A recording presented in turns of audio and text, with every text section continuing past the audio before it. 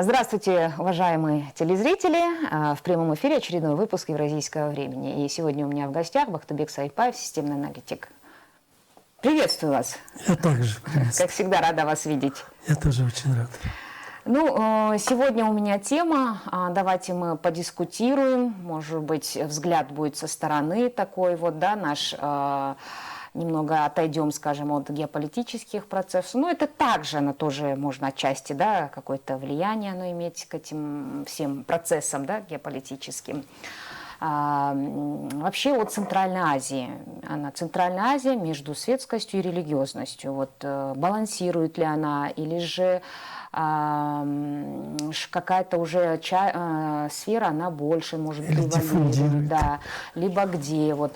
И вот такой некий сравнительный анализ как бы, да, вот стран Центральной Азии. Ну, когда мы говорим, в данном контексте, наверное, эту пятерку, да, возьмем. Это страны, которые бывшего постсоветского пространства, где, в принципе, в течение многих лет советского идеология была одна, да, такой коммунистический, социалистический строй, и у людей была одна идеология, приверженная именно к этому устрою, но Советского Союза нет, и мы уже почти 35 лет, да? Да, почти. Да, каждая из этих стран обрела независимость, начала свой собственный путь, да? Все пошли своим путем. Все пошли своим собственным путем, но, конечно, с демократическим началом, с обретением своей конституции, где, в принципе, в каждой из этих стран прописано, что страна светского характера, да, то есть социальный, как бы, вот, характер тоже имеется.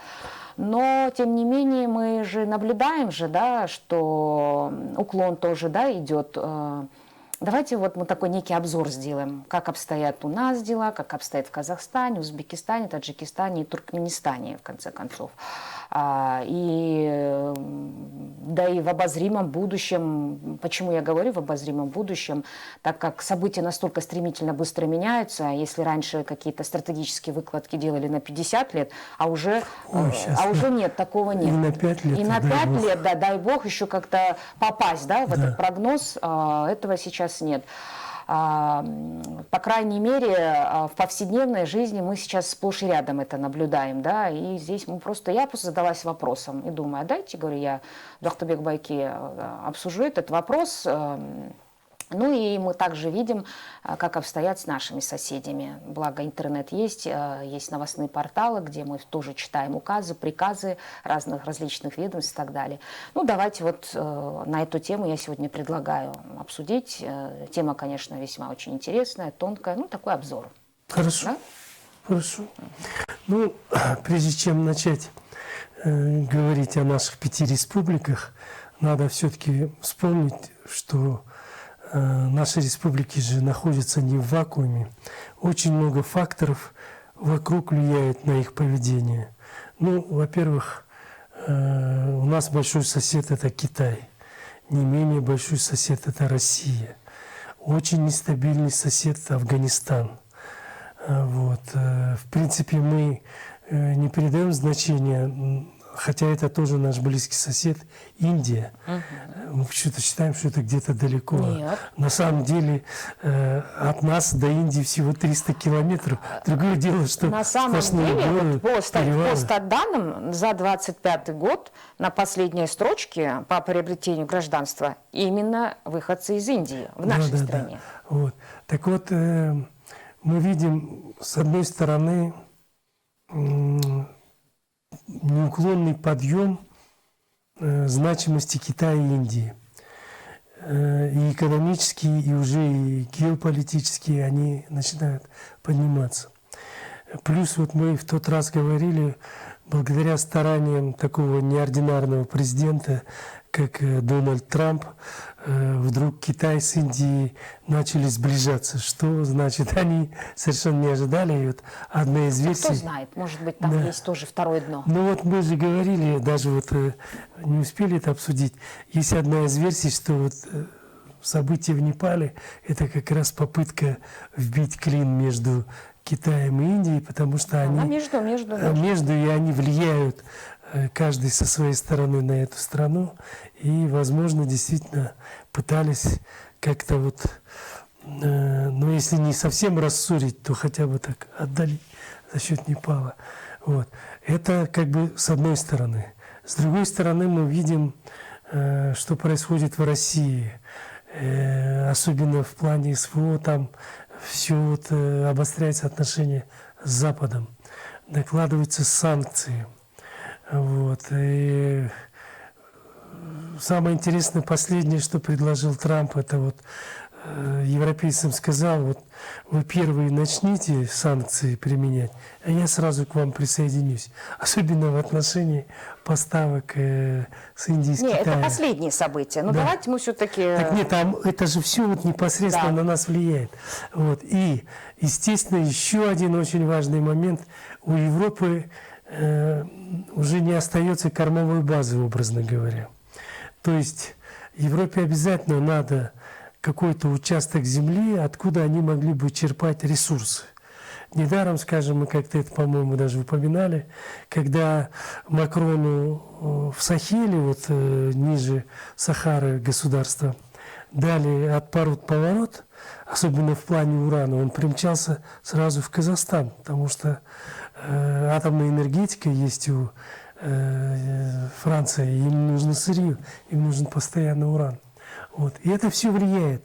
Я уже не говорю, что у многих наших соседей много углеводородов, и это То есть тоже... политическая составляющая, Да. Так она же плюс экономическая напрямую составляющая. действует. Вот, например, давайте начнем, допустим, с Туркменистана. Самая стабильная, жесткая, авторитарная республика, Светская. естественно, светская. Да, Вот. Там нет таких цветных революций, как в других местах были. Там, если власть сказала, то население выполняет. Вот они сразу выбрали путь поставок газа в Китай. А значит, Туркменистан входит, если мне память не изменяет, в пятерку, а может даже и в тройку самых значит, богатых газом республик. И это все и определило. Во-первых, у них достаточно стабильная экономическая обстановка. Они поставляют газ, это постоянный источник у них повышения благосостояния. У них, конечно, много проблем в плане развития бизнеса. Я там вот бывал в свое время. Это не так, как у нас захотел и открыл, там нужно разрешение. Я помню, у меня был близкий друг, он любимый был ученик, значит, этого Ашир Чараева. А Ашир Чараевич это был личный врач Туркменбаши. И вот, несмотря на такие контакты и связи, он, по-моему, 5 лет получал разрешение открыть одну аптеку. Каково было изумление, он к нам То есть приехал в именно кардиолог. закрытость, Да. вот именно Очень доступ жесткое регулирование со стороны государства. Они жестко регулировали вот эту религиозную часть, поэтому... Он не мог поверить, что у нас вот так запросто можно что-то сделать. Так оно все одно за другое. Поэтому в плане, вот если возвращаться к вопросам светкости и религиозности, страна очень ориентирована на сохранение своей национальной культуры. Вся молодежь, и девушки, и мальчики ходят в национальной одежде. Да. Вот этих всяких желаний ходить. Даже мини-юбках. дочь сейчас Туркменбаши, сейчас она занимает политическую должность, и она в туркменской одежде. Так, да? Да. То есть вот так, чтобы они пирсинги делали, татуировки, ходили в каких-то вольных одеждах, даже невозможно представить. Вот. Очень стабильная обстановка с точки зрения криминогенной.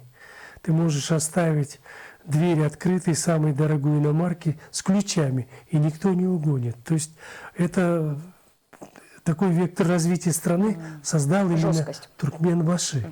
И последующий, потом вот это уже третий правитель, парень молодой, он старается все это поддержать. Вот. Поэтому они очень мало поддавались воздействию Запада в плане там всякие там ЛГБТ там и прочее. Все Да, и не очень... только Запада, по-моему, они вообще были закрыты. Да, они вообще, для они до сих пор воздействия каких-то закрыты. иных идеологических течений. Да.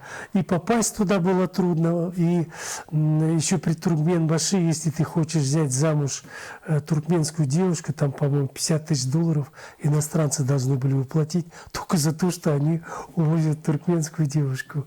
Вот. И вот эти тенденции сохраняются, хотя, конечно, стало помягче, поспокойнее, вот, но вот эта жесткость по-прежнему сохраняется. Позволяет это сохранить светскость. Да. На втором месте после Туркменистана идет, конечно, Казахстан, по-моему. нет, Узбекистан. В Узбекистане понятно. во времена Каримова была не менее жесткая система. Надо отдать должное Каримову. Он где-то, как и Лукашенко, сохранил все производство. Почему сейчас у узбеков даже авиационная промышленность? Обратите внимание, допустим, узбеки открывают, поскольку они решили заниматься атомной энергетикой, филиалы. Тот же энергетический институт открыл филиал, МВТУ Бауна открыл филиал, МФТИ открыл филиал. То есть они стараются подготовить кадров у себя на месте из своих местных ребят, которые потом будут заниматься эксплуатацией тех же атомных электростанций. Это не важно, гидроэлектростанции или авиационная промышленность. Они всюду стараются подготовить и очень успешно это делают. То есть свои кадры они готовят, и надо им это отдать должное. Конечно, там были свои, как сказать, эксцессы. Был там в Ханабаде выступление. Нет, вот я вашу мысль, да, хочу вот немножко вот тоже так закончить. Вот, то есть, да, жесткая политика Ислама Каримова, потому что вот именно вот с радикальным, да, течением борьба все-таки она сказывалась. И такой упор на национальную Он не давал идентичность. возможность открываться еретическим религиозным сектам. Да, потому что у них также опыт был борьбы с ними. Потому что там есть давние центры своей медресе подготовки. Еще советских периодов. Еще до советских до даже. советского И в Самарканде, и в Бухаре. И они постоянно сотрудничали с той же Казанью и Уфой.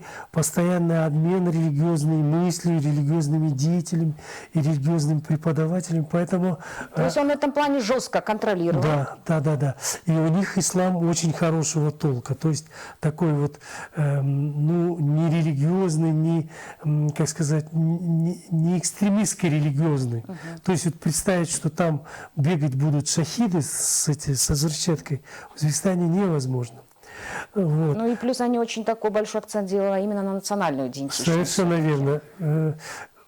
В Узбекистане очень хорошо развивается национальная культура. Власти очень поощряют развитие, искусства. Вот песни, танцы, театр, и науку тоже, как и подготовку кадров. В этом отношении они молодцы. Вот. Единственное, у них, конечно, проблемы, у них сильно растет население, уже, под 40, если не 40 уже миллионов.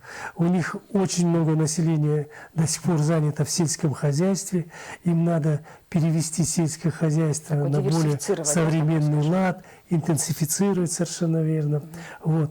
Но в плане сохранения языка, культуры, обычаев, традиций Узбекистан может нам быть примером. Это действительно... Учитывая, что как бы на таком государственном уровне они запрещают даже вот стричь бороду, штрафуют. И они, не поддавались проискам западной культуры, что вот давайте здесь опять же внедрим все вот эти движения там всяких нимфоманок, феминистов, ЛГБТшников. Нет, они это дело хорошо сопротивлялись.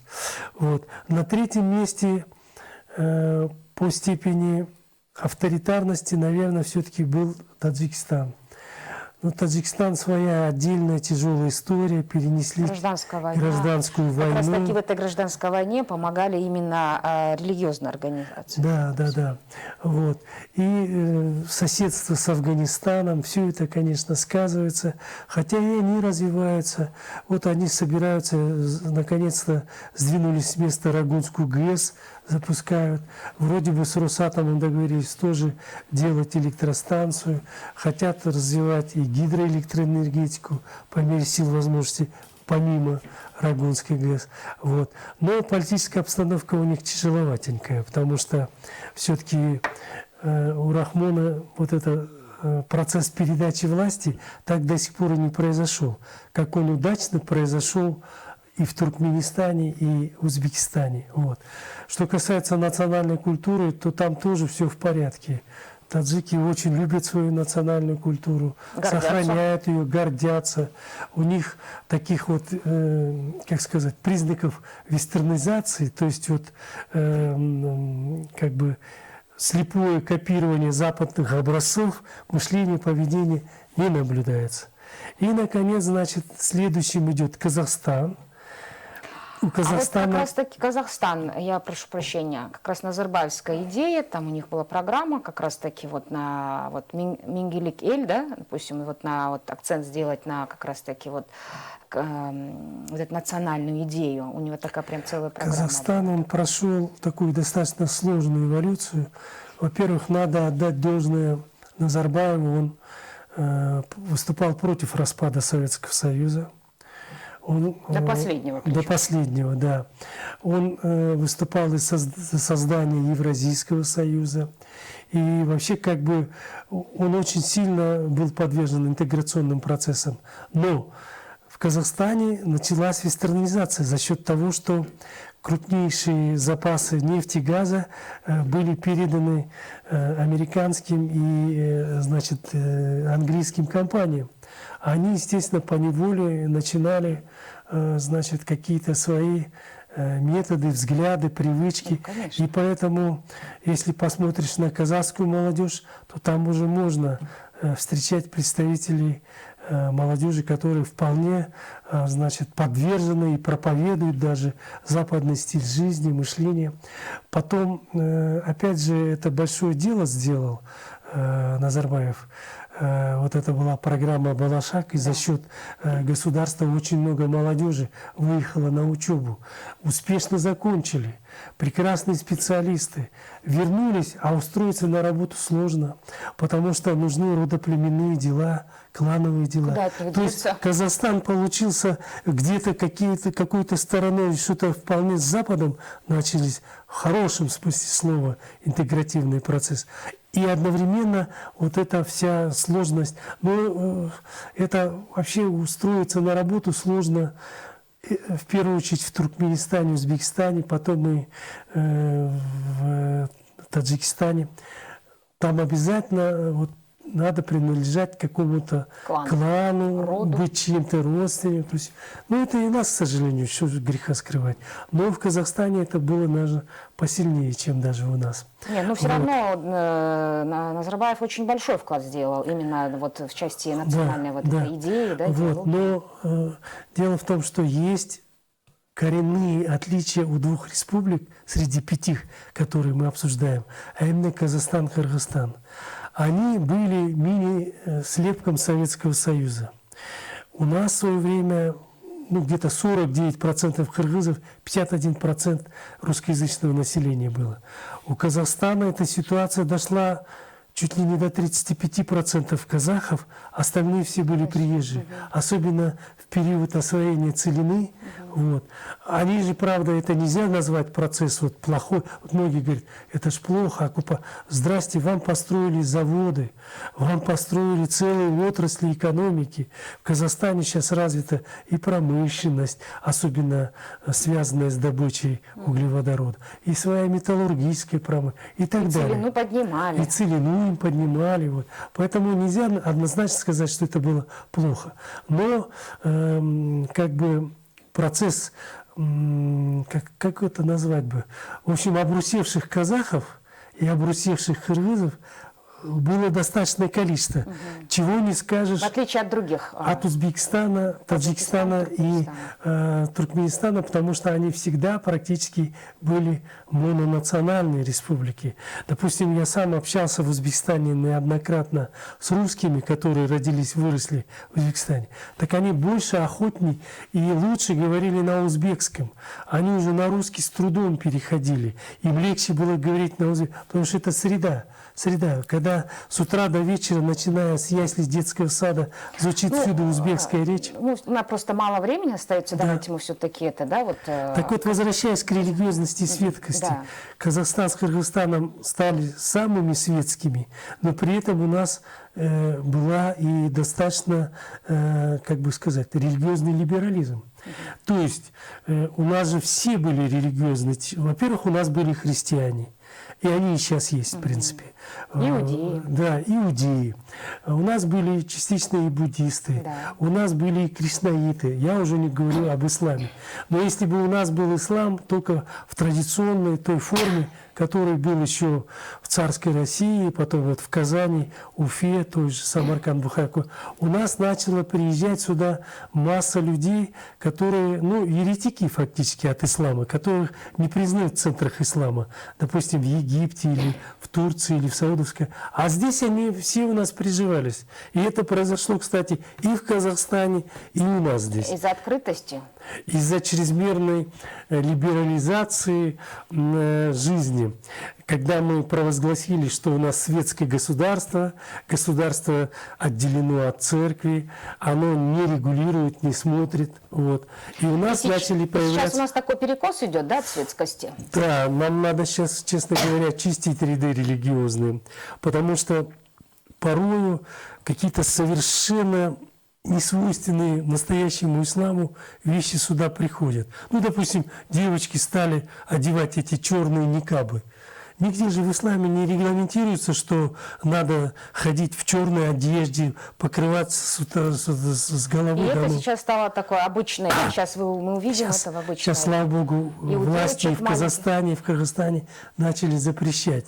В Узбекистане тоже начали Да, прям жестко и сказали, запрещать. пожалуйста, носите нашу национальную одежду. У нас прекрасная, красивая Если они своя хотят себя национальная идентифицировать, одежда. да, себя? Да, если вы хотите показать национальную самоидентификацию, пожалуйста, носите национальную одежду. Но они откуда-то берут, и вот эти религиозные ячейки им утверждают, что истинные мусульмане должны одевать все черное, с головы до пят, носить только глаза, чтобы были открыты. Это все на самом деле нигде в исламе не прописано. Да, вот понимаете, дело в том, что как раз-таки это вот, наверное, есть опасность того, что мы уходим от наших своих Конечно, традиций. тем более ислам – это мировая религия, очень миролюбивая. Да. Истинные мусульмане считают, что все люди братья, очень доброжелательно относятся.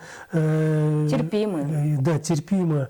Допустим, они всегда очень терпимо относились к христианам, иудеям, говорили, это люди авраамической веры, у нас общие как бы все ориентиры, все эти Муса, Моисей, Но, тем не Иисус, Иса, менее, все это есть. конечно, ислам. да, это мы наблюдаем на сегодняшний день, но тем не менее есть, конечно, и другая тенденция. Мы все-таки, вот городская часть населения, мы видим все-таки, что все-таки образование у нас еще светское, искусство, урбанизированная молодежь, тоже, которая выезжает за пределы Кыргызстана учиться, они тоже проецируют их модель поведения. Да. И все-таки, наверное, просто я почему говорю, у нас просто мало времени остается, я хочу, чтобы вы резюмировали, да, в конце концов. Так вот, больше всего молодежи выехала на ПМЖ в те же страны Запада, именно с Казахстана и Кыргызстана. Мгм.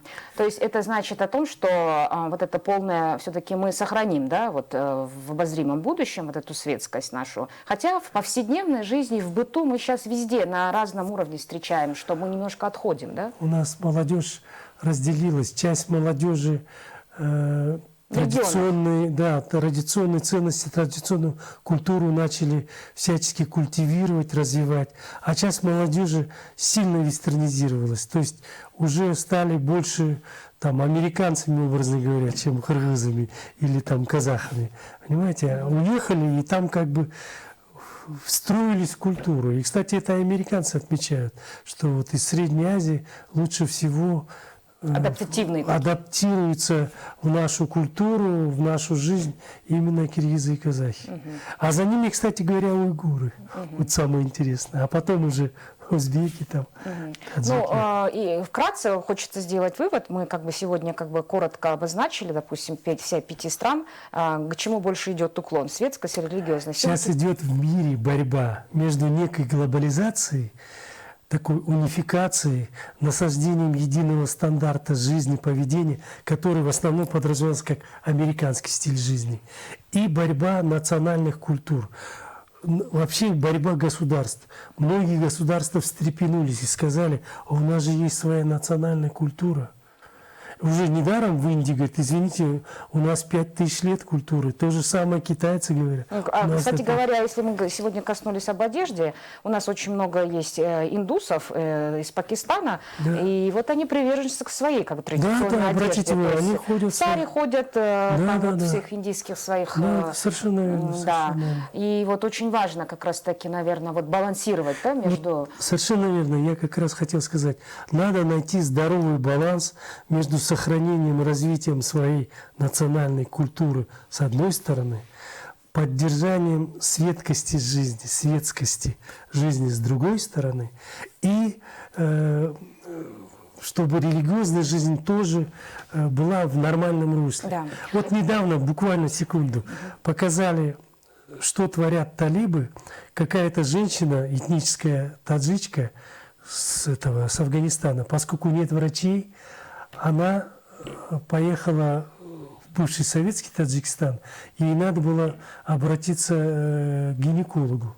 Она обратилась, Здесь причем- мне уже подсказывает, уже у нас время да, совсем... Так ее за это били потом плетьми. Да, на самом деле, вот те вот государственные идеологии, вот если мы хотим себя как бы идентифицировать, да, в отличие там от других, вот мы все как бы азиатские страны, но тем не менее мы отличаемся, как раз-таки мы, наверное, как-то на институциональном уровне, да, это вот какие-то вот такие важные вопросы. Тем не менее, у нас есть общность некой культуры. Конечно. Мы все чувствуем, что мы все братья. Ну, конечно, тема очень необъятная, ее Да, можно со её всех надо еще сторон. Мы еще обсуждать. вернемся, конечно, к этой теме, ну а сейчас мне подсказывают, что уже совсем время истекло, я вынуждена попрощаться. Спасибо, вы, как всегда, очень интересно и очень рассказываете, хочется еще дальше. Да это можно часами рассказывать, тут такие процессы. Ну что ж, на этом наш эфир завершен, я желаю вам всего доброго и до встречи.